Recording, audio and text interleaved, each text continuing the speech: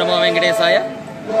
కోనసీమ తిరుమల వాడిపల్లి క్షేత్రంలో వేయించేసి ఉన్న శ్రీ భూసమేత శ్రీ వెంకటేశ్వర స్వామి వారి దివ్య వార్షిక కళ్యాణోత్సవ క్రమం ఈ రోజు నుంచి 7 రోజుల క్రమంగా 5 రోజుల దీక్షగా అత్యంత వైభవతంగా ఈ స్వామి యొక్క సన్నిధానంలో జరగబడుతున్నది.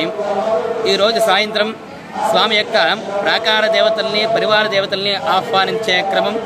ముందుగా విశ్వక్సేన పూజ పుణ్యాహోచన పూర్తి చేసుకుని ఈ కార్యక్రమానికి దీక్షాధారణ అలాగే ఋత్విక్వరణ కైంకర్యం పూర్తి చేసుకుని ప్రథమ సంస్కారంగా అంకురార్పణ స్వామి యొక్క గర్భాలయ అధిష్టాన దేవతలు ఎవరైతే ఉన్నారో వారందరినీ ఆహ్వానించే క్రమం అంకురార్పణ దేవతల ఆవాహన క్రమం. ఈ క్రమం వలన ఈ ప్రాంతం అంతా కూడా సుభిక్షంగా ఉండే నిమిత్తమై ఈ అంకురాలను మొలకెత్తించి చివరి రోజు చక్రస్నానం రోజున స్వామికి సమర్పించే ఒక గొప్పనైన ప్రక్రియ ప్రథమ సంస్కారంగా అంకురార్పణ. అయిన తర్వాత వాస్తు పూజా కైంకర్యం అలాగే అగ్ని ప్రతిష్టాపన ధ్వజ పతాక ప్రదారహోమ కార్యక్రమాలు అలాగే ధ్వజారోహణ చేసే గరుక్మంతుడిని వాస్తు శుద్ధి అగ్ని ద్వారా శుద్ధి చేసే ప్రక్రియ వాస్తు హోమ ప్రక్రియ గరుడ హోమ ప్రక్రియ సర్వదేవతల్ని ఆహ్వానించే నిమిత్తమై ధ్వజ ఆరోహణ ప్రక్రియ స్వామి యొక్క నిత్య అనపాయనుడైన గరుక్మంతుడి ద్వారా ఈ క్షేత్రంలో అత్యంత వైభవంగా ఈ కళ్యాణోత్సవాలు జరపబడుతున్నాయి. సర్వదేవతలు ఇచ్చేయండి అని చెప్పే సంకేతంగా ధ్వజారోహణ కైంకర్యం ఈ సాయంత్రం జరిగే క్రమం. అనేక వందల వేల మంది ఈ క్రమంలో పాల్గొని స్వామి యొక్క కృపకు పాత్రలై తరించారు. ఓం నమో వెంకటేశాయ.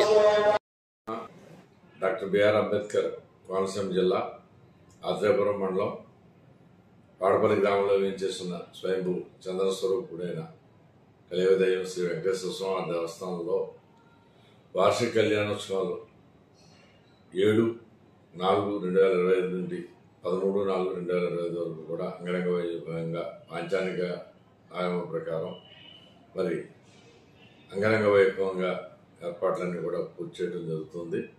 ఇందులో భాగంగానే కలెక్టర్ గారు ఆర్డీఓ గారు వివిధ డిపార్ట్మెంట్లతో సమీక్షా సమావేశాలు ఏర్పాటు చేయడం జరిగింది.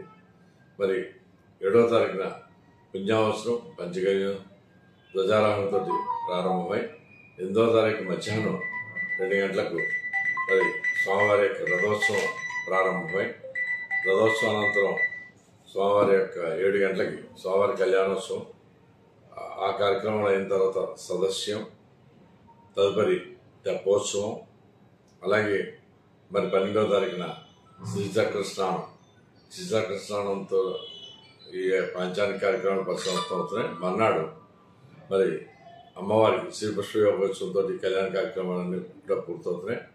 కావున భక్తులందరూ కూడా స్వామివారి కళ్యాణం జరిగిన ప్రతిరోజు కూడా స్వామివారిని దర్శించుకుని స్వామివారి కృప పాత్రలు అవుతారని మీ ద్వారా విజ్ఞప్తి చేస్తున్నాం. ఓం నమో వెంకటేశాయ.